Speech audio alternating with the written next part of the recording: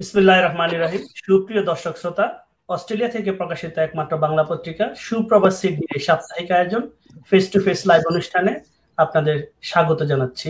আমি এএনএম মাসুম। বিজয়ের মাস December. December আসলেই আমাদের হৃদয় ভারাক্রান্ত হয়ে যায়। শ্রদ্ধার সাথে স্মরণ করতে হয় একাত্তরের সেই শহীদদের এবং মুক্তিযোদ্ধাদের, যাদের আত্মত্যাগের বিনিময়ে আমরা পেয়েছি টুকটুকে বাংলাদেশ। আপনারা নিশ্চয়ই জানেন যে গত এক সপ্তাহ ধরে বাংলাদেশে অনেকগুলো ঘটনা ঘটে গেল। তার মধ্যে উল্লেখ করার মতো বাংলাদেশের সুশীল সমাজের 42 জন প্রতিনিধি দল রাষ্ট্রপতির কাছে বর্তমান নির্বাচন কমিশনের বিরুদ্ধে নালিশ তথা অভিযোগ করেছেন। তার প্রত্যুত্তরে নির্বাচন কমিশন বলেছেন যে সুশীল সমাজের উদ্দেশ্য প্রণোদিত অভিযোগ অসত্য, মিথ্যা অথবা বানোয়াট। তার পাশাপাশি আমরা লক্ষ্য করলাম ভারত থেকে বলা হলো বাংলাদেশের প্রকৃত বন্ধু ভারত, এবং আওয়ামী লীগের পক্ষ থেকে বলা হলো যে বাংলাদেশের প্রকৃত সম্পর্ক ভারতের সাথে রক্তের রাখি বন্ধনের মতো।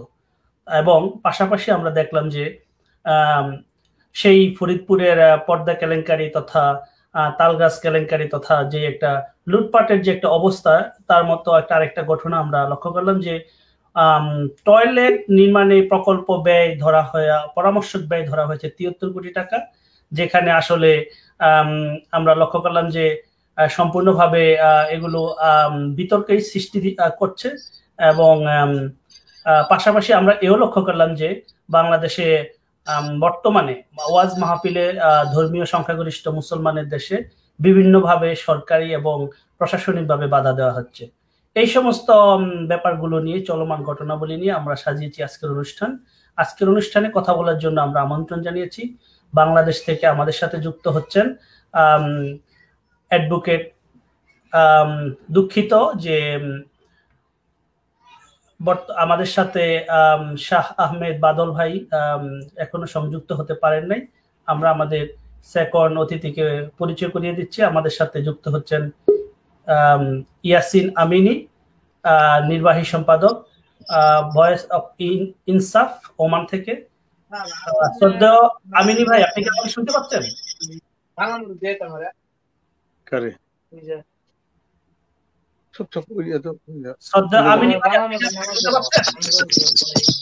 হ্যাঁ, শুনতে পাচ্ছি আমি। সুপ্রভাত সিডনির এই সাপ্তাহিক ফেস টু ফেস লাইভ অনুষ্ঠানে আপনাকে সময় দেওয়ার জন্য আন্তরিকতার সহিত ধন্যবাদ জানাচ্ছি এবং দর্শকদের পক্ষ থেকে আপনাকে অভিনন্দন জানাচ্ছি। ধন্যবাদ আপনাকে। জি, আমরা আমাদের অনুষ্ঠানে আমাদের আরো একজন অতিথি, আমি যাকে পরিচয় করিয়ে দিতে চেয়েছিলাম প্রথমেই। আমাদের সাথে যুক্ত হচ্ছেন প্রখ্যাত আইনজীবী অ্যাডভোকেট শাহ আহমেদ বাদল, বীর মুক্তিযোদ্ধা, মহাসচিব বাংলাদেশ বিকল্পধারা এবং প্রতিষ্ঠাতা সদস্য বাংলাদেশ জাতীয়তাবাদী ছাত্রদল কেন্দ্রীয় নির্বাহী কমিটি। শ্রদ্ধেয় বাদল ভাই, আপনি নিশ্চয়ই আমাকে শুনতে পাচ্ছেন? জি, আসসালামু আলাইকুম ওয়া রাহমাতুল্লাহি ওয়া বারাকাতুহু। আমি আপনাকে শুনতে পাচ্ছি। আপনার মাধ্যমে আজকের আপনার এই চ্যানেলের অগণিত কলা কৌশলী দর্শক শ্রোতা যারা দেশে বিদেশে যারা আমাদের বক্তব্য শুনছেন বা শুনবেন, প্রত্যেকেই আমার ব্যক্তিগত পক্ষ থেকে, আমার দল বিকল্পধারা বাংলাদেশের পক্ষ থেকে এবং আমাদের আইনজীবী সমাজ, বিশেষ করে সুপ্রিম কোর্ট অব বাংলাদেশের সকল আইনজীবীদের পক্ষ থেকে আমি আজকের বিজয় মাসে শুভেচ্ছা এবং স্বাগত জানাই। ধন্যবাদ। জি বাদল ভাই, আপনাকে আমরা অভিনন্দন জানাচ্ছি এবং কৃতজ্ঞতা জানাচ্ছি যে আপনার ব্যস্ততম সময়ের মধ্য থেকেও আমাদেরকে সময় দেওয়ার জন্য। তো আমি সর্বপ্রথম বাদল ভাইয়ের কাছে শ্রদ্ধার সহিত আমাদের প্রশ্ন জুড়ে দিতে চাই। বাদল ভাই, আপনি নিশ্চয়ই জানেন যে বাংলাদেশের সুশীল সমাজের 42 জন প্রতিনিধি 42 জন প্রতিনিধি দলের একটা গ্রুপ বাংলাদেশের মহামান্য রাষ্ট্রপতির কাছে বর্তমান নির্বাচন কমিশনের বিরুদ্ধে নালিশ তথা অভিযোগ জানিয়েছেন যে নির্বাচন কমিশনের ভূমিকা এবং নির্বাচন নিয়ে যে নির্বাচন কমিশনের যে বিতর্কিত অবস্থান, এবং তার প্রত্যুত্তরে নির্বাচন কমিশন বলেছেন যে অভিযোগ অসত্য, ভিত্তিহীন এবং উদ্দেশ্য প্রণোদিত। পুরো ব্যাপারটাকে আপনি কিভাবে মূল্যায়ন করছেন শ্রদ্ধেয় বাদল ভাই? ধন্যবাদ। আজকের মুখ্য সঞ্চালক জনাব মাসুম সাহেব, আমি আপনার এই যে বক্তব্য আপনি এখানে যে প্রশ্নটা আপনি উপস্থাপন করেছেন, এর আলোকে আমি শুধু বলবো এইটুকু, এটা আমাদের জন্য অত্যন্ত দুঃখ এবং আমাদের বাংলাদেশের 18 কোটি মানুষের জন্য একটা নির্মম পরিহাস। একটা দেশের একটা একটা একটা গণতান্ত্রিক বাংলাদেশ, স্বাধীন সার্বভৌম বাংলাদেশে একটা গণতন্ত্র নির্বাচন হচ্ছে গণতন্ত্রের গণতন্ত্র প্রতিষ্ঠার একটা মাধ্যম। একটা নির্বাচন হইতে হলে নির্বাচন কমিশনের প্রয়োজন। স্বাধীন নির্বাচন কমিশন একটা নির্বাচনী ব্যবস্থা করবে।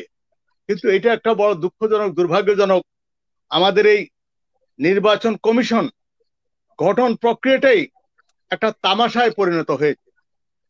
এটা আমি যদি একটু প্রিভিয়াস হিস্ট্রি যদি বলি, সেটা হলো যে নির্বাচন কমিশন আজকে আমাদের রাষ্ট্রপতি বা এখানে নির্বাচন কমিশন যে কথাই বলুক না কেন, মহামান্য রাষ্ট্রপতির সমস্ত শ্রদ্ধা রেখে আমি আজকে প্রতিষ্ঠানকে আমি আজকে এই কথাটা বলতে চাই যে 2006 সালে বিশেষ করে 111 পরে 111 সরকার যাওয়ার পরে যখন এখানে নির্বাচন কমিশন গঠন প্রক্রিয়ার জন্য আমরা তখনকার রাষ্ট্রপতি জিল্লুর রহমান সাহেবের কাছে আমরা গিয়েছিলাম যে নির্বাচন কমিশন আমাদের বিশেষ করে 90-এর বিশেষ করে সেনা শাসন থেকে গণতন্ত্র উত্তরণের যা প্রাককালে আমাদের এখানে যখন এখানে তত্ত্বাবধায়ক সরকার এখানে গঠিত হয়েছিল, এই তত্ত্বাবধায়ক সরকারের আমলে নির্বাচন কমিশন নিয়ে আমাদের কখনো কোনো প্রশ্ন এখানে তুলতে হয়নি, as because the caretaker government একটা তাদের মধ্যে একটা ইন্ডিপেন্ডেন্ট একটা আইডিয়া ছিল, সকলে আস্থা বিশ্বাস ছিল, বাংলাদেশের সমস্ত গণতান্ত্রিক রাজনৈতিক দলগুলোর আস্থা বিশ্বাস ছিল, সমস্ত সাংবিধানিক প্রতিষ্ঠানে যারা কর্তৃত্ব নেতৃত্ব করত সকলেই একটা আস্থা বিশ্বাস ছিল। কিন্তু দলীয় সরকারের অধীনে এখানে যে কখনোই নির্বাচন সুষ্ঠু অবাধভাবে হয় না গণতন্ত্র রক্ষার জন্য,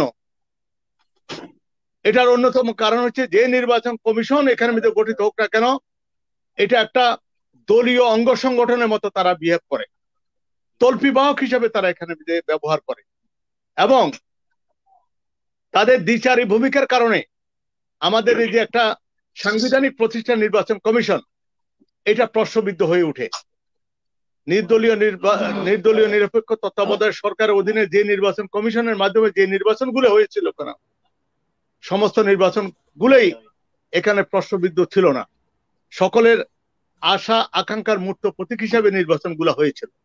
কিন্তু দুঃখজনক, দুর্ভাগ্যজনকভাবে 2008-এর পরে যখন জিল্লুর রহমান সাহেবের কাছে আমরা গেলাম যে একটা স্বাধীন নির্বাচন কমিশন গঠন করার জন্য আপনি একটা নির্বাচন কমিশন গঠন করবেন, যদি নির্দলীয় নিরপেক্ষ, যদি একটা ব্যক্তি একটা প্রতিষ্ঠান হিসেবে এটা যদি না দাঁড়ায়, তার ফাংশনাল রেসপন্সিবিলিটি না থাকে, তাহলে আমাদের নির্বাচন কুলুষমুক্ত হবে না, আমাদের এই গণতান্ত্রিক সমস্ত প্রতিষ্ঠান এটা ভঙ্গুর হয়ে যাবে।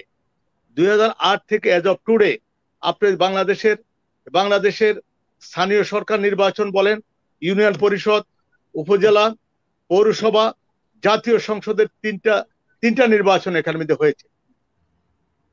তিনটা নির্বাচনে আজকে শুধু এই নির্বাচন কমিশনের এই পক্ষপাত দুষ্ট আচরণের কারণে, তাদের দুর্নীতির কারণে, তাদের দলীয় দৃষ্টিভঙ্গির কারণে বাংলাদেশে কোনো নির্বাচন হয়নি। আজকে 2009 থেকে 2020 সাল 2018 30 ডিসেম্বর ইতিহাসের নজিরবিহীন কতগুলো এখানে গল্প তৈরি হয়েছে নির্বাচন কমিশন এবং নির্বাচন নিয়ে। যে ছেলেটির বয়স আজকে 18 বছর পার হলো, সে জানেই না বাংলাদেশে ভোট সিস্টেমটা কি। ভোট মানে যে আপনার ভোট আমি দেব, অর্থাৎ যে ডেমোক্রেটিক রাইট, যে সিভিল রাইট, এটা ডিস্ট্রয় করে ফেলেছে। তাতে শুধু নির্বাচন কমিশনের আচরণে আজকে এটা একটা অকার্যকর রাষ্ট্রের কতগুলো উপাদান এখানে মধ্যে তৈরি হয়েছে। এটা আজকে জাতি হিসাবে স্বাধীন বাংলাদেশের আজকে বিজয়ের মাসের আজকে 27শে ডিসেম্বর, 16ই ডিসেম্বর আমরা বিজয় অর্জন করেছি।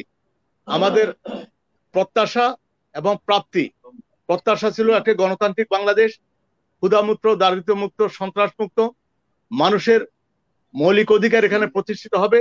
আর প্রাপ্তি আজকে এই নির্বাচন কমিশন শুধু একটা নয়, এবং এর অব্যবস্থার কারণে এটা একটা প্রাপ্তি এখন একটি শূন্যের কোঠায়। সেই কারণে নির্বাচন কমিশন আজকে যে কথাটা এখানে বলতে চান না কেন, আমাদের সাংবিধানিক আজকে টিউটোরিয়াল হেড হচ্ছে রাষ্ট্রপতির কাছে যাওয়া ছাড়া আমাদের উপায়ও নাই। কিন্তু দুঃখজনক হলো এই সাংবিধানিক প্রতিষ্ঠানগুলো আজকে দলীয় তর্পি বাহক এজেন্ডা বাস্তবায়নের কাজে তারা এগুলি ব্যবহৃত করছে। সে কারণে বাংলাদেশের যে স্বপ্নের বাংলাদেশ, যে গণতান্ত্রিক বাংলাদেশ, যে আশা আকাঙ্ক্ষার মূর্ত প্রতীক বাংলাদেশ, গণ আকাঙ্ক্ষার বাংলাদেশ, সেটা আজকে আমাদের কাছে আজকে তিরোহিত হবে। সে কারণে আজকে আমার সহ আলোচক ইয়াসিন সাহেব এখানে মধ্যে আছেন, বড় আশা বুক বেঁধেই এই আজকে প্রবাদ জীবন যাপন করছে। স্বপ্নের বাংলাদেশ দেখবেন, এই স্বপ্নের বাংলাদেশের উন্নয়ন সূচকের মাঝে আজকে দুর্নীতির অব্যবস্থাপনার নির্বাচন কমিশনদের মতো অযোগ্য প্রতিষ্ঠানের কারণে। ধন্যবাদ। জি শ্রদ্ধা বাদল ভাই, আমি একটু ইয়াসিন আমিনী ভাইয়ের কাছে যেতে চাই। শ্রদ্ধা ইয়াসিন আমিনী ভাই, বাদল ভাইয়ের কথা সুর ধরে আপনাকে আমি আমার প্রশ্ন রাখতে চাই যে রাষ্ট্রপতির কাছে যাওয়া ছাড়া যদি কোনো ওয়ে নাই থাকে, আসলেই কি রাষ্ট্রপতি তো দেখেছেন যে দিনের ভোট রাতে হয়ে গেল, কোথাও কোথাও 100%-এর উপরে ভোট হলো। সম্প্রতি আমরা ঢাকা 18 ইলেকশন দেখলাম, বগুড়া ইলেকশন দেখলাম, অনেকগুলো ইলেকশন দেখলাম। তো আপনি নিশ্চয়ই আমার সাথে একমত পোষণ করবেন যে রাষ্ট্রপতি তো বাংলাদেশী রাষ্ট্রপতি যদি বাংলাদেশী থাকেন, আমরা যেভাবে লক্ষ্য করেছি ইলেকশনে যে ভুল ত্রুটি তথা যে ধরনের কারচুপি, আমাদের মহামান্য রাষ্ট্রপতিও তো সম্পূর্ণভাবে সেটাই লক্ষ্য করেছেন। তো আমরা কি রাষ্ট্রপতির কাছ থেকে কোনো উদ্যোগের ব্যাপারে আশা করতে পারি যে রাষ্ট্রপতি সুশীল সমাজের উদ্বেগে রেসপন্স করবেন কিনা? আপনি কি মনে করেন? ধন্যবাদ আপনাকে এবং সে সাথে আমার সহকারী আলোচক বিশিষ্ট আইনজীবী জনাব শাহ আহমেদ বাদল, ওনাকে আন্তরিক মোবারকবাদ জানাচ্ছি। সেই সাথে যারা এই মুহূর্তে আমাদেরকে দেখছেন দেশ বিদেশ থেকে অনলাইনের মাধ্যমে, সকলকেই শুভেচ্ছা জানাচ্ছি। আসলে এই বিষয়টা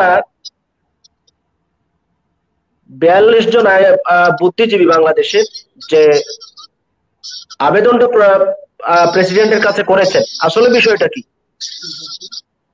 আসলে বিষয়টা আমরা যখন একটু ভেতরে গিয়ে দেখি তখন দেখতে পারবো তারা আসলে নির্বাচন কমিশনের মৌলিক কোনো বিষয় নিয়ে তারা আবেদন করেননি বা তারা প্রতিবাদ করেননি, তারা প্রেসিডেন্টের কাছে বলেননি। তারা বলেছেন কয়েকটি দুর্নীতির কথা, তার মধ্যে কয়েকজন নির্বাচন কমিশনার তারা দুটোর বদলে 3টি গাড়ি ব্যবহার করছেন, ইভিএম কেনার মধ্যে দুর্নীতি করেছেন, আরো অন্যান্য। এগুলো প্রতিকার চেয়ে প্রেসিডেন্টের কাছে তারা আবেদন করেছেন। বিষয়টা হলো কিরকম জানেন, মানে ফাঁসির আসামিকে চোরের মামলা দেওয়া, ঠিক সেরকম একটা সিচুয়েশন। এখানে মৌলিকভাবে যে সমস্ত দুর্নীতির কথা, যে সমস্ত অনিয়মের কথা আমার কো আলোচক জনাব শাহ আহমেদ বাদল ভাই বলেছেন, এই বিষয়গুলো কিন্তু ওই বুদ্ধিজীবীদের লেখার মধ্যে, প্রতিবাদের মধ্যে একটাও আসেনি। এই নির্বাচন কমিশন তারা মৌলিকভাবে তাদের অবস্থান এবং তাদের গ্রহণযোগ্যতা হারিয়েছে অনেক আগে। তারপরও আমরা এর উপরে বারবার আস্থা রেখে বিভিন্ন বিরোধী দল বা বিভিন্ন স্থানীয় নির্বাচনে মানুষ নির্বাচনে অংশগ্রহণ করছে, কারণ তাদেরকে বারবার সুযোগ দিয়েছে মানুষ, তারা ফিরে আসুক, তারা তাদের মৌলিক অবস্থানে আসুক, কিন্তু তারা সেদিকে প্রক্ষেপ করেননি কখনো। আসলে আমরা বাংলাদেশের মানুষ, আমরা যেগুলো ভাবি, যেটা নিয়ে ভাবি, যে পরিস্থিতি নিয়ে আমরা ভাবি, সেটা হচ্ছে গাছের গোড়া নিয়ে নয়, আমরা আগা নিয়েই ভাবার চেষ্টা করি। আমরা আগায় তেল বা জল ঢালার চেষ্টা করি, গোড়ায় নয়। আসলে এই নির্বাচন কমিশন কিংবা এই প্রেসিডেন্ট কিংবা এই সংসদ নির্বাচনী প্রক্রিয়া সবকিছু তো বাংলাদেশে আমরা একজন মানুষের হাতে তুলে দিয়েছি। এখানে সাংবিধানিকভাবে ওয়ান ম্যান পাওয়ার চলছে বাংলাদেশে। এখানে গণতন্ত্র বলতে তো কিছু নেই, এখানে গণ অধিকার বলতে কিছু নেই, এখানে মানব অধিকার বলতে তো কিছু নেই। আমরা যা দেখি বাংলাদেশের মানুষ কখন ভোট দিয়েছে সেটা ভুলে গেছে। সুতরাং এখানে গণ অধিকার, গণ আকাঙ্ক্ষা সবকিছু আমরা একজন মানুষের হাতে জিম্মি করে দিয়েছি, যেটাকে বলা হয় সংসদীয় একনায়কতন্ত্র। আজকে আমাদেরকে প্রধানমন্ত্রী, মাননীয় প্রধানমন্ত্রী শেখ হাসিনা আমাদেরকে শাসন করছেন, মূলত এক ব্যক্তি আমাদেরকে শাসন করছেন। কারণ এই নির্বাচন কমিশন, এই প্রেসিডেন্ট, এই সংসদ সবকিছু ওনার চাহিদার উপরেই নির্ভর করে। সুতরাং আমাদের এই যে এই মানুষগুলো যে প্রেসিডেন্টের কাছে আবেদন করলো, নিবেদন করলো, এই আবেদন নিবেদনে কি বা আসে যায় আমাকে একটু আপনারা ক্লিয়ার করবেন, এতে কি আসে যায়? কারণ প্রেসিডেন্টের এখানে কিচ্ছু করার ক্ষমতা নেই। এবং ইভেন নির্বাচন কমিশন যদি চেষ্টাও করে তাহলেও একটা সুষ্ঠু নির্বাচন করার ক্ষমতা নির্বাচন কমিশনের নেই। এই বিষয়টা আপনাকে বিশ্বাস করতে হবে। এই নির্বাচন কমিশনের কোনো শক্তি নেই একটা সুষ্ঠু নির্বাচন করা।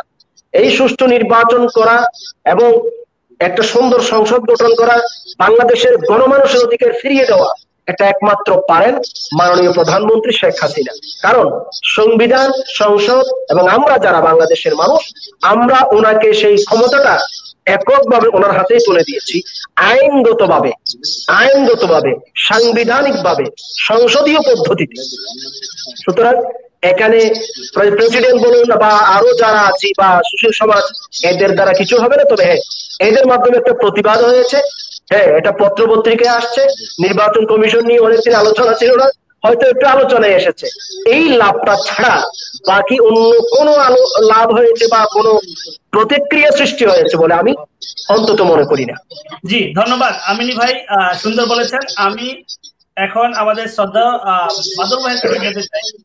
শ্রদ্ধা বাদল ভাই, আপনি আমি আশা করি আপনি জানেন যে ক্ষমতাসীন দলের পক্ষ থেকে তথা ক্ষমতাসীন দলের আওয়ামী লীগের সাধারণ সম্পাদক ওবায়দুল কাদের একটা মিটিং এ বলেছেন যে বাংলাদেশ এবং ভারতের সম্পর্ক রক্তের রাখি বন্ধন।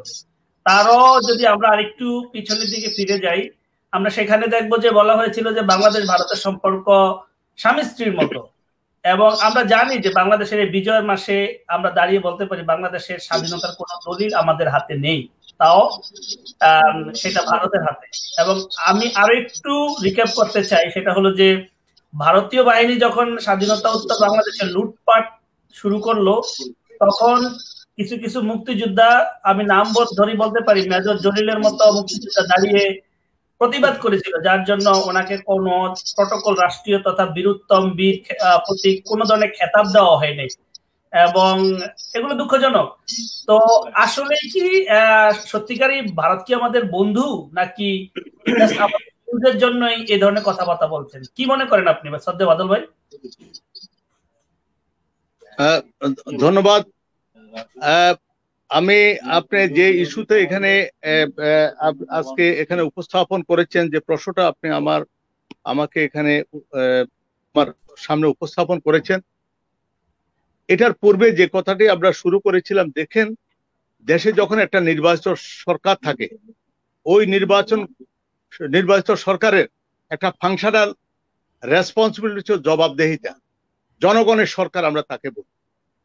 কিন্তু 2008-এর পরে এরা তো জনগণ এদেরকে নির্বাচিত করেনি। ওই নির্বাচন কমিশন আজ্ঞাবহ একটা দলীয় অঙ্গ সংগঠন তৈরি করে দেশের সমস্ত সাংবিধানিক প্রতিষ্ঠানগুলো তারা দখল করেছে। এটা জনগণের সরকার নেই, জনগণের সরকার এই সরকার না বলেই তাদের জনগণের উপরে তাদের কোনো নির্ভরশীল হইতে হয় না।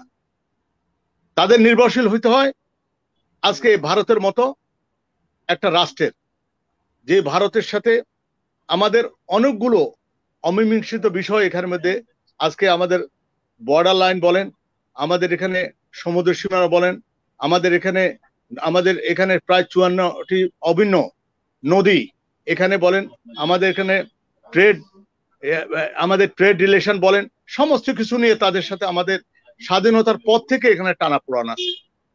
কিন্তু ভারত কৌশলগতভাবে এখানে চায় যে তাদের একটা আজ্ঞাবহ সরকার এখানে থাকুক। আজ্ঞাবহ সরকার থাকলে এখানে যদি একটা কর্তৃত্ববাদী সরকার থাকে, যে কর্তৃত্ববাদী সরকার একদলীয় সরকার রেখে জনগণকে নিষ্পেষণ করে শুধু একমাত্র তুহি মম তুই শ্যাম, ভারত মাতাকে খুশি রেখে রাষ্ট্র ক্ষমতা এখানে দাবি এখানে পরিচালনা করে ভারতের স্বার্থ রক্ষা করবে। সেই কারণে আজকে ভারত 2008-এর পরে এখানে বহু প্রকার জটিল সমীকরণের মধ্যে দিয়ে সরকারকে রাষ্ট্র ক্ষমতায় নিয়ে এসে অনির্বাচিত কাঠামোর সমস্ত উপসর্গগুলো এখানে দিয়ে আজকে সরকারকে সমর্থন দিয়েছে। এখানে যারা রাষ্ট্র ক্ষমতায় আছে ভারতের সেবা দাস। আজকে ওবায়দুল কাদের বলুন, আরো নির্বাচন কমিশন বলুন, আর টোটাল সরকারের স্ট্রাকচার বলুন, এই সম্প্রসারণবাদী শক্তি ভারতের লেজুর ভিত্তি করা ছাড়া এদের আর অন্য কোনো ফাংশন রেসপন্সিবিলিটি নেই। এরা জনগণের সরকার নয়, এরা নির্বাচিত নয়। 2014 সালে আপনার এটা নজিরবিহীন, আমাদের সাংবিধানিক সমস্ত ক্ষমতা, জনগণের যে অধিকার, এটাকে টুকরো টুকরো করে তারা এখানের মধ্যে জবরদখল তার একটা সরকারের মতো তারা এখানে আচরণ করছে। জনগণের এখানে কোনো রাইট প্রিভিলেজ বলতে এখানের মধ্যে কিছু নেই। এখানে আইনের শাসন নেই। এখানে আপনার গুমের শাসন, খুনের শাসন এখানে প্রবর্তিত হয়েছে। জনগণের কোনো প্রতিবাদ করার এখানের মধ্যে ভাষা নেই। সো এখানের মধ্যে আজকে আপনি যে কথা বলছেন যে আজকে ওবায়দুল কাদের বলুন, আওয়ামী লীগ বলুন, তারা এখানে আওয়ামী লীগের সেবাদাস হিসাবে একটা কর্তৃত্ববাদী সরকারের লেজুর হিসাবে তারা এখানের মধ্যে কাজ করছে, শুধু একমাত্র ভারতের পারপাস সার্ভ করার জন্য। এটা আজকে এক সময়, আমি যদি আজকে উদাহরণ হিসেবে এক সময় সিকিম 1974 সালের পূর্বে সিকিম ওয়াজ এ ভেরি ইন্ডিপেন্ডেন্ট স্টেট। দুঃখজনক, দুর্ভাগ্যজনক, শ্রীমতী ইন্দিরা গান্ধী তখন ভারতের প্রধানমন্ত্রী ছিল। এই স্বাধীন ছোট্ট একটি রাষ্ট্র সিকিম, লেন্দুব দর্জি, the moment he was the prime minister of Sikkim, এক রাতের মধ্যে তাদের ইন্ডিপেন্ডেন্সটা নিয়েছে। তারা বাংলাদেশটাকেও এটা ভারতের অঙ্গরাজ্যের মতোই তারা এখানে ব্যবহার করতে চায়। আর এখানে অঙ্গরাজ্যের এগুলো হলো পৃষ্ঠপোষক। আজকে আওয়ামী লীগ সে সেবাদাস হিসাবে আজকে ভারতেরই একমাত্র এখানে তাদের সেবাদাসত্ব এবং তাদের পারপাস সার্ভ করার জন্য দে আর ডুইং ইট। সেই কারণে আজকে বাংলাদেশে কোনো সাংবিধানিক প্রতিষ্ঠান, বিচার বিভাগ বলেন, প্রশাসন বলেন, আপনার এখানে লেজিসলেচার বলেন, সমস্ত কিছু আজকে অকার্যকর। বিনি ভোটের সরকার, পার্লামেন্ট অকার্যকর, এখানে প্রশাসন অকার্যকর, আর এখানের মধ্যে গুম, হত্যা, রাহাজানি, এখানে প্রতিবাদের সমস্ত ভাষা আজকে সমস্ত কিছু সংকুচিত করে কর্তৃত্ববাদী সরকার রাষ্ট্র ক্ষমতা পরিচার করছে। আওয়ামী লীগ রাজনৈতিক দল হিসেবে আজকে তার অস্তিত্ব আছে না, আই মিন ডাউট। সে কারণে আজকে আপনি যে কথা বলছেন যে ভারত আজকে যে মেজর দলিলের কথা বলেছেন, প্রতিবাদী শক্তি যারা 72 থেকে 75 সাল পর্যন্ত ভারতের বিরুদ্ধে তাদের এখানে আমাদের এখানে কর্তৃত্ব প্রতিষ্ঠার যে অপপ্রয়াস তারা চালাচ্ছিল, যারাই প্রতিবাদ করেছে তাদের লাশ হয়ে যেতে হয়েছে। কিন্তু একমাত্র 75-এর 15 আগস্টের পরবর্তীকালে এখানে যতগুলো পরিবর্তন সরকার এসেছে, কোনো না কোনো ভাবে তারা চেষ্টা করেছে ভারতের সাথে আমাদের একটা সমতাবিধি বন্ধুত্ব থাকুক। ভারত আমাদের প্রতিবেশী রাষ্ট্র, আমাদের বন্ধুপ্রতি রাষ্ট্রের দাবিদার, কিন্তু তারা আমাদের বন্ধু, তারা আমাদের প্রভু না। কিন্তু তাদের এই প্রভুর মতো আচরণ বাংলাদেশের সমস্ত ব্যবসা বাণিজ্যের 90% তারা দখল করবে। বাংলাদেশের সীমান্তের চারপাশে তারা দখল করবে। বাংলাদেশের মানুষকে পাখির মতো গুলি করে মারবে। আমার সমস্ত নদী তারা দখল করবে, আমার সমস্ত সমুদ্র সীমা দখল করবে। বাংলাদেশের সমস্ত কিছু তারা, আমাদের কৃষ্টি, কালচার, সংস্কৃতি সমস্ত কিছু তারা দখল করে আছে।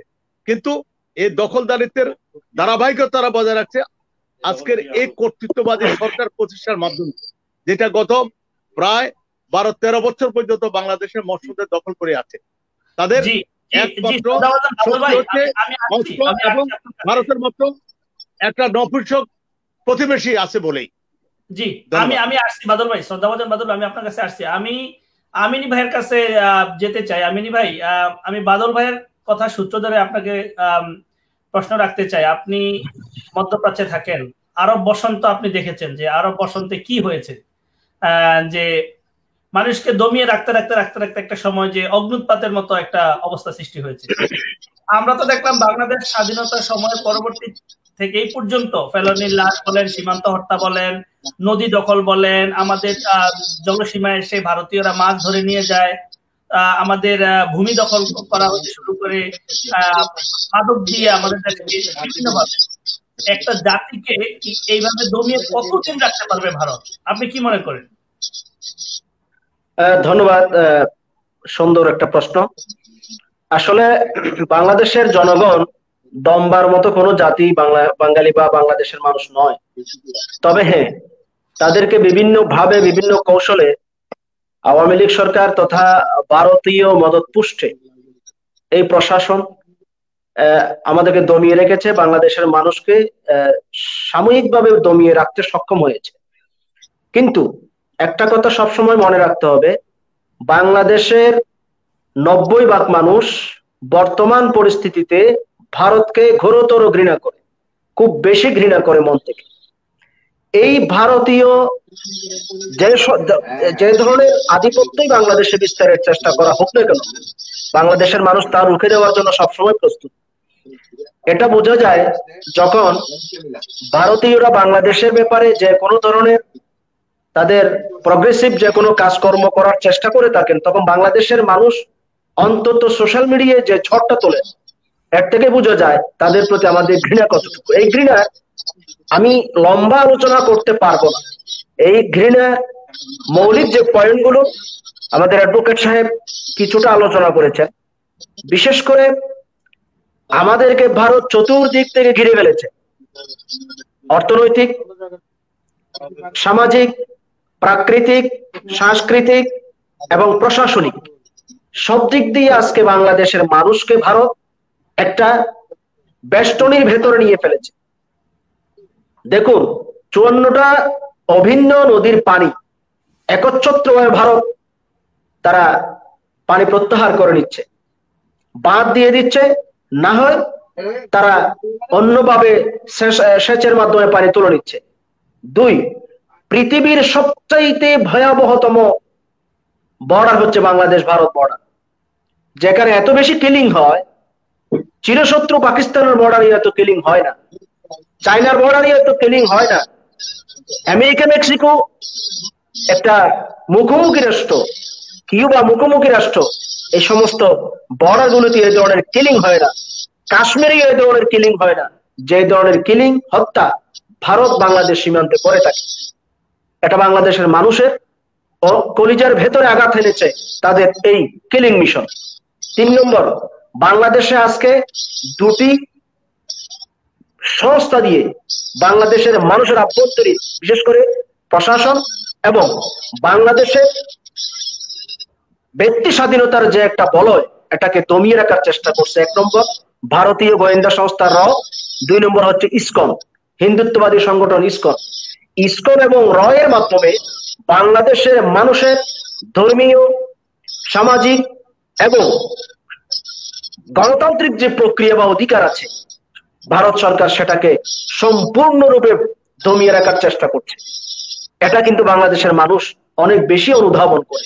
নির্বাচনে তাদের হস্তক্ষেপ, বিভিন্ন শিক্ষা প্রতিষ্ঠানে তাদের হস্তক্ষেপ, প্রশাসনিক প্রতিষ্ঠানে তাদের হস্তক্ষেপ, এমনকি আপনি সচিবালয় থেকে শুরু করে বাংলাদেশের একেবারে লোয়ার অর্ডার পর্যন্ত প্রত্যেকটা জায়গায়, পুলিশ প্রশাসনের প্রত্যেকটা জায়গায় প্রদীপের মতো লোকদেরকে বসিয়ে দেওয়া হয়েছে ইসকন অথবা রয়ের পরামর্শক্রমে। এই জিনিসগুলোর মাধ্যমে বাংলাদেশের মানুষের সেন্টিমেন্টকে, স্বাধীনতা এবং স্বকীয়তাকে দমিয়ে রাখার চেষ্টা করছে ভারত। এই কয়েকটা কারণ সবচাইতে বেশি ভূমিকা পালন করছে ভারতের প্রতি বাংলাদেশের মানুষের ঘৃণা সৃষ্টি করা। 1 নম্বর পয়েন্ট। 2 নম্বর, আপনি যে আরব বসন্তের কথা বলেছেন, হ্যাঁ, আরব বসন্ত খুব সহজ একটা বিষয় ছিল না, যেহেতু এই আরব অঞ্চলের যে সমস্ত শাসকগুলো আছে এরা অত্যন্ত কঠোর এবং অত্যন্ত তার প্রজাদের উপরে, তাদের সাধারণ মানুষের উপর অত্যন্ত কঠোর এবং এক বর্বর শাসন তারা চালিয়েছে, বর্তমানেও চালাচ্ছে অনেকে। কিন্তু এর ভেতর দিয়ে ইরাক, লিবিয়া, সিরিয়া, এই যে দেশগুলোর মধ্যে অন্তত যে বিপ্লবটা তারা ঘটিয়েছে, বিশেষ করে মিশরে যে বিপ্লবটা তারা ঘটিয়েছে, এই বিপ্লবের মাধ্যমে বিশ্ববাসী কিন্তু তারা একটা মেসেজ দিয়েছে যে দুঃশাসন, স্বৈর শাসন শাসন খুব বেশি দিন টিকিয়ে রাখা যায় না, কণ্ঠ খুব বেশি দিন চেপে রাখা যায় না, এটা তারা প্রমাণ করেছে। কিন্তু ফলাফল অবশ্যই খুব একটা ভালো হয়নি, ফলাফলটা খারাপ হয়েছে। আমরা বাংলাদেশের মানুষ কিন্তু আরব বসন্তের মতো এত বড় বিপ্লবের কোনো প্রয়োজন আমাদের হয় বলে আমরা মনে করি না। কারণ আমাদের দেশে একটা গণতান্ত্রিক ইতিহাস আছে, মানুষের অধিকার প্রতিষ্ঠার একটা সংগ্রামের ইতিহাস আছে, আমাদের স্বাধীনতা যুদ্ধের একটা ইতিহাস আছে।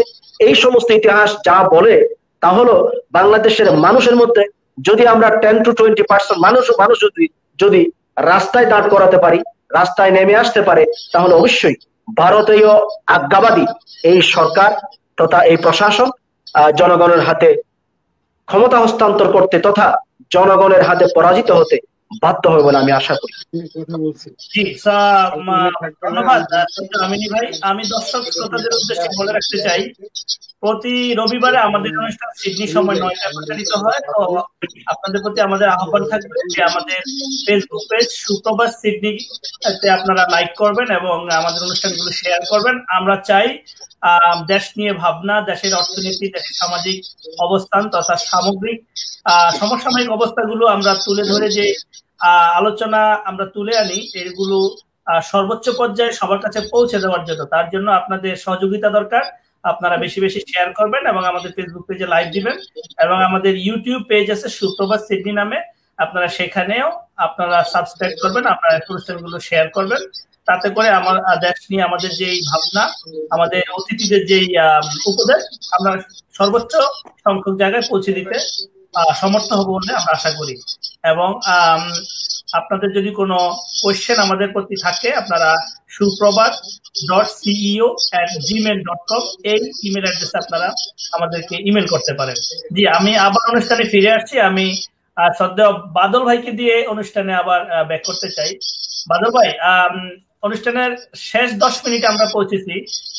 আমাদের হাতে দুটো প্রশ্ন আছে, আমি আপনাকে প্রশ্নটা জুড়ে দিতে চাই যে বাংলাদেশে লুটপাটের একটা মহোৎসব আমরা লক্ষ্য করলাম এবং সেই লুটপাটের ধারাবাহিকতায় আমরা সর্বশেষ যে অবস্থা দেখলাম সেখানে আপনি একটু যদি বলতেই হয়, আমরা সেখানে বালিশ কাণ্ড দেখলাম, পর্দা কাণ্ড দেখলাম, সুপারি গাছ, নারকেল গাছ, তাল গাছ, অনেক ধরনের ব্যয় যেগুলো হাস্যকর তথা ইতিহাস হয়ে থাকবে দুর্নীতির রিক্টার স্কেলে।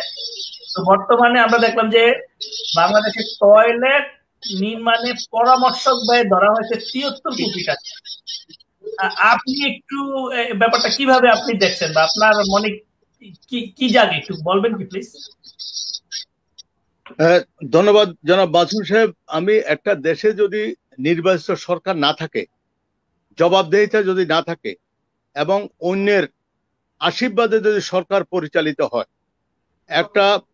একটা অসৎ উদ্দেশ্য বাস্তবায়নের জন্য, এজেন্ডা বাস্তবায়নের জন্য সরকার পরিচালিত হয়, সেই সরকার তো জনগণের সরকার না। সরকার দুর্নীতিগ্রস্ত নয়, ইতিহাসে নজিরবিহীন, অর্থাৎ পরতে পরতে দুর্নীতি। আপনি এখানে টয়লেটের পরামর্শক নিয়োগের জন্য 70 কোটি শুধু টাকা নয়, আপনি দেখবেন যে এই শুধু বালিশ কাণ্ড নয়, বাঁশ দিয়ে শুধু ওই বিল্ডিং বাঁশ দিয়ে শুধু বিল্ডিং ইমারত নয়, ওই যে খিচুড়ি পাকানোর জন্য, খিচুড়ি কারিগর ঠিক করার জন্য ও 200 জন কারিগর বিদেশে ট্রেনিং এ পাঠানোর, এই শুধু এরকম লক্ষ লক্ষ নির্মম পরিহাসের কতগুলো ঘটনা এই সরকার গত 12 বছর এখানে ঘটিয়েছে। যদি এগুলি যদি প্রতিটা যদি আপনার ফিরিস্তি যদি এখানে যদি আমরা তুলে ধরি, আপনার যদি এটা যদি কোনোভাবে যদি আজকে যদি এগুলি যদি কোনো বিচার ব্যবস্থা, এখানে স্বাধীন বিচার ব্যবস্থা থাকতো, জনগণের যদি সরকার থাকতো, মানুষের প্রতিবাদ করার যদি সুযোগ পেতো, তাহলে বাংলাদেশ ওই যে আরব বসন্ত নয়, বাংলাদেশের নূতন উত্তাল তরঙ্গে নূতন করে এখানে আর একটা শুধু বসন্ত নয়, এখানে অনেক কিছু এখানে মধ্যে হয়ে যেত। কিন্তু এই ধরনের অগ্রহণযোগ্য এখানে জনসমর্থনহীন সরকারকে রেখেছে, যাতে এটা একটা অকার্যকর সরকার হিসেবে এখানে প্রতিষ্ঠা লাভ করে। এখানে ভোটের দরকার নেই, এখানে মানুষের সমর্থনের দরকার নেই, এখানে পার্লামেন্টের দরকার নেই, এখানে কোনো জনপ্রতিনিধিত্বশীল সরকারের এখানে প্রয়োজন নেই, বিচার বিভাগের প্রয়োজন নেই। যে দেশের প্রধান বিচারপতিকে রাতে তার জীবনের উপরে অস্ত্রের ভয় দেখে যাকে ঘর থেকে বের করে দেওয়া হয়, সেই দেশের নাগরিক বা সেই দেশের প্রশাসন, বিচার বিভাগ বা সেখানে যারা দেশ চালাবে তাদের অবস্থাটা কি হবে আপনি এটা বুঝতে পারছেন? তবে আমি শুধু আজকে যে দুর্নীতির সূচক যদি আপনি এখানে মধ্যে করেন, যে সরকারে যখন হ্যাঁ বসন্ত আসবে, এই দিনও দিন নয়, আরো দিন আসবে। যে কথা আমার ইয়াসিন ভাই এখানে বলেছে, এই দেশ আমরা যুদ্ধ করে এই দেশ স্বাধীন করেছি, আমাদের ধমনীতে শহীদের রক্ত, একটা যুদ্ধোত্তর বাংলাদেশকে কিভাবে ক্ষুধা দারিদ্রতা মুক্ত করে আজকে আমার এখানে আজকে প্রায় 1.5 কোটি মানুষ আজকে বিদেশে তাদের মাথার ঘাম পায়ে ফেলে এখানে অর্থ উপার্জন করছে। 1 থেকে 1.5 কোটি মেয়ে ছেলে আজকে গার্মেন্টস সেক্টরে কাজ করছে। এদেশের সাধারণ মানুষ, কৃষিজীবী, শ্রমজীবী মানুষ, পেশাজীবীরা আজকে দেশের জন্য তাদের জীবনে অনন্ত সংগ্রাম করে দেশের মানচিত্রে, পৃথিবীর মানচিত্রে বাংলাদেশকে প্রতিষ্ঠা করার জন্য অনন্ত সংগ্রাম করছে।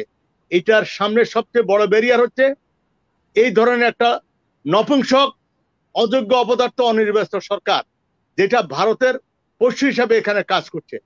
দেশের মানুষের স্বার্থ বিরোধী, দেশের মানুষের অধিকার বিরোধী এই সরকারের অবস্থা।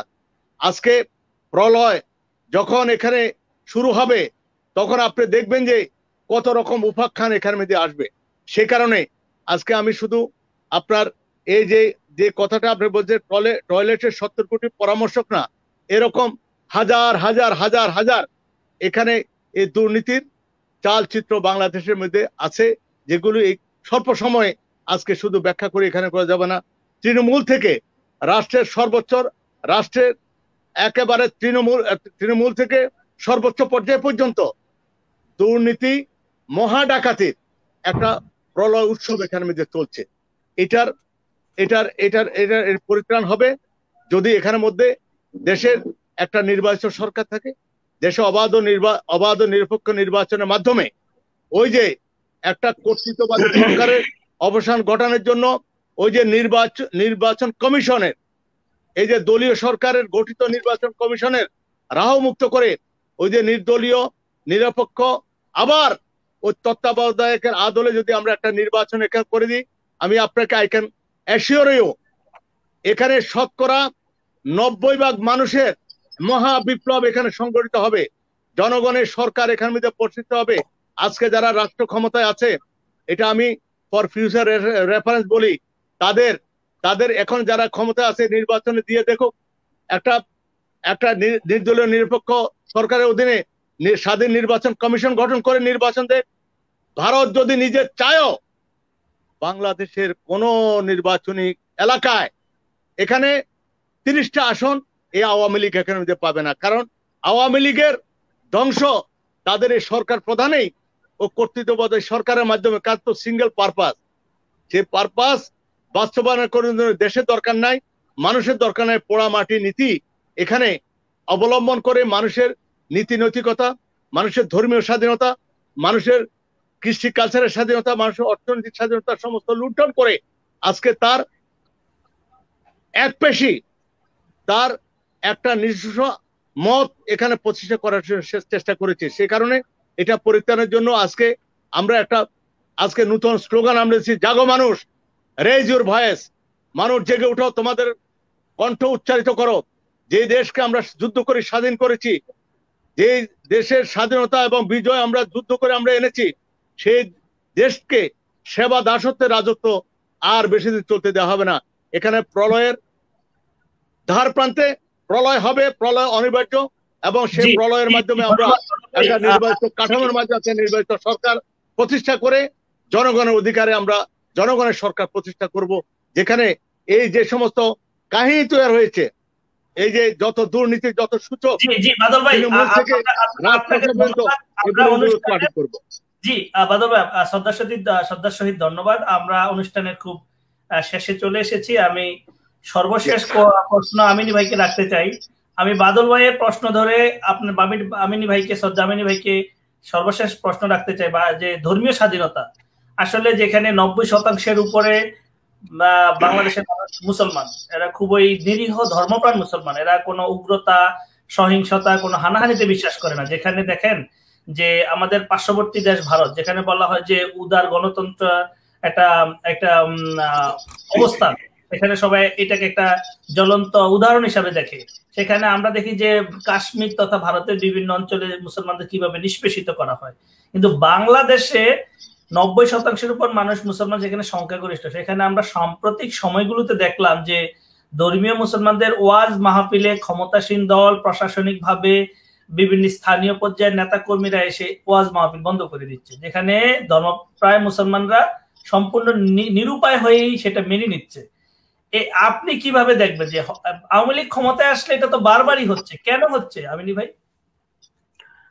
ধন্যবাদ। সময়ের সাথে একেবারে ঘনিষ্ঠ একটা প্রশ্ন। এই বিষয়ে কিন্তু অনেক লম্বা আলোচনা করার প্রয়োজন, তবে আমি অতটুকু সময় হয়তো পাবো না।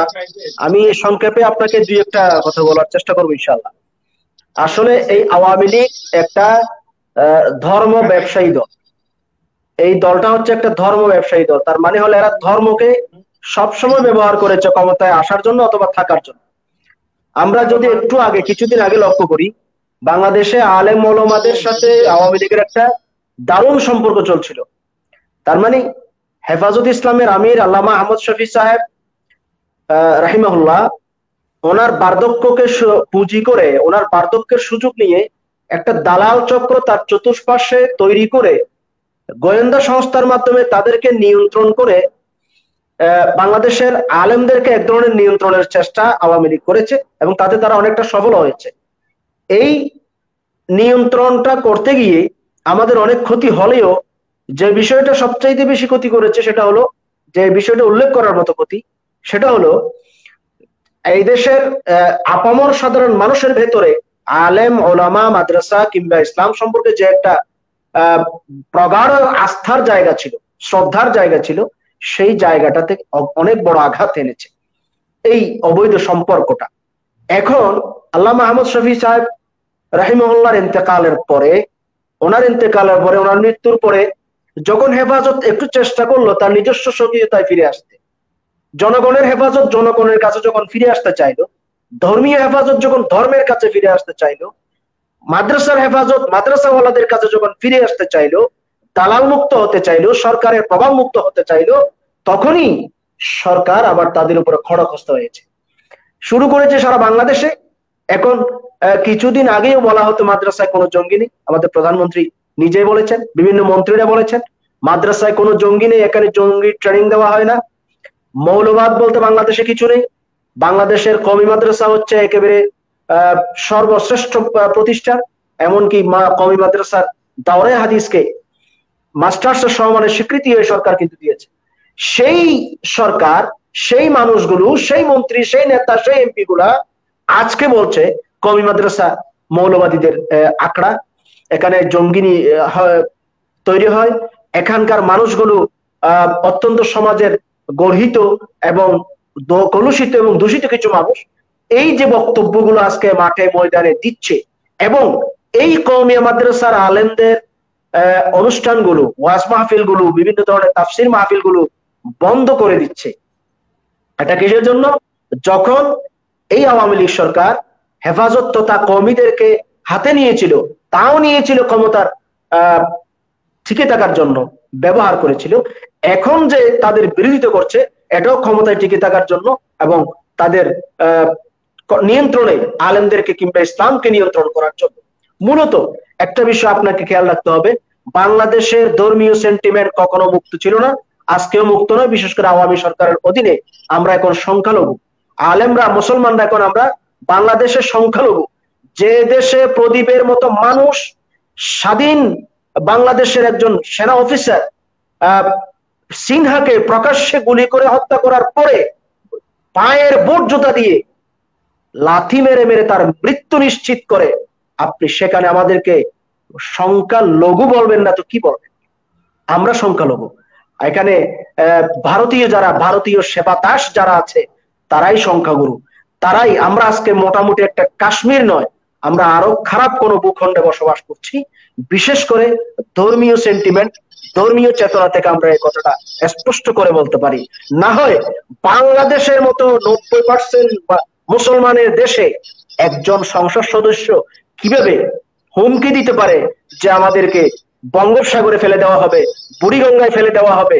কিভাবে? আমি আরো অবাক হয়ে যাই। একজন পুলিশ অফিসার যার বেতন চলে দেশের মানুষের করে এবং ভেটের টাকায়, সেই পুলিশ অফিসার, সামান্য একজন কুষ্টিয়ার সেই পুলিশ অফিসার, সে কিভাবে বলতে পারে আলেমদের হাত ভেঙে দেওয়া হবে? এই কথা বলার পরে আমার জি শ্রদ্ধাবাদ আমিনী ভাই, আমরা দুঃখের সহিত যে অনুষ্ঠান আমাদের শেষ করতেই হবে। ওকে, আমি শেষ করে দিচ্ছি। এই যে বলেন, এই যে একজন সেনা পুলিশ অফিসারের যে বক্তব্যটা, এই বক্তব্যটা পুরো জাতিকে হতবাক করেছে, পুরো জাতিকে হতবাক করেছে। সে শুধু কোন আলেমের বিরুদ্ধে নয়, বাংলাদেশের 90% মুসলমানের সেন্টিমেন্টে সে আঘাত করেছে। আমি এই আজকের এই অনুষ্ঠানের মধ্য দিয়ে আমি আবেদন করব এবং আমি এটা দাবি করব, এই পুলিশ অফিসার যে বক্তব্য দিয়েছে সে তার শপথ ভঙ্গ করেছে, সে তার শপথ ভঙ্গ করেছে, সে তার রুলস অফ সার্ভিস ভঙ্গ করেছে। এর দায়ে এই পুলিশ অফিসারকে অবশ্যই অবশ্যই পদত্যাগে বাধ্য করতে হবে, তাকে চাকরিচ্যুত করতে হবে, তাকে শাস্তি এবং বিচারের আওতায় আনতে হবে। আমি এই দাবিটা আপনার অনুষ্ঠানের মাধ্যমে করছি। ধন্যবাদ। আমি অনুষ্ঠানের খুব শেষ অংশে চলে এসেছি। আবারও শ্রদ্ধা জানাচ্ছি এবং ধন্যবাদ জানাচ্ছি অ্যাডভোকেট শাহ আহমেদ বাদল ভাইকে, আমাদের সাথে সময় দিয়েছেন, ওনার মূল্যবান সময় থেকে। ওমান থেকে সময় দিয়েছেন ইয়াসিন আমিনী ভাই, আবারও শ্রদ্ধার সহিত কৃতজ্ঞতা জানাচ্ছি আপনাদের দুজনকে। দর্শক শ্রোতাদের উদ্দেশ্যে বলতে চাই, এই ছিল আমাদের পরবর্তী আবার সানডে সমসাময়িক বিষয় নিয়ে আমরা আবারও আসবো, আরো দুজন অতিথিকে নিয়ে বিস্তারিত তখন আলোচনা করব। আরো সপ্তাহান্তে যা ঘটে যাবে সেই সাম্প্রতিক ঘটনাগুলো নিয়ে। সর্বোপরি আমরা চাই বাংলাদেশে শান্তি প্রতিষ্ঠিত হোক। বিজয়ের মাসে দাঁড়িয়ে 50 বছর যখন আমরা উদযাপন করেছি, এবং আমরা আশা করি বাংলাদেশে শান্তি বিরাজ হোক, স্বাধীনতা ফিরে আসুক, মানুষের বাক স্বাধীনতা ফিরে আসুক, নির্বাচনের স্বাধীনতা ফিরে আসুক, গণতান্ত্রিক অধিকার প্রতিষ্ঠিত হোক, জয় হোক মানুষের, গণতন্ত্রকামী মানুষের মুক্তি আসুক। এই বলেই আজকের অনুষ্ঠান শেষ করছি। সর্বোপরি ভালো থেকো বাংলাদেশ। আল্লাহ হাফেজ।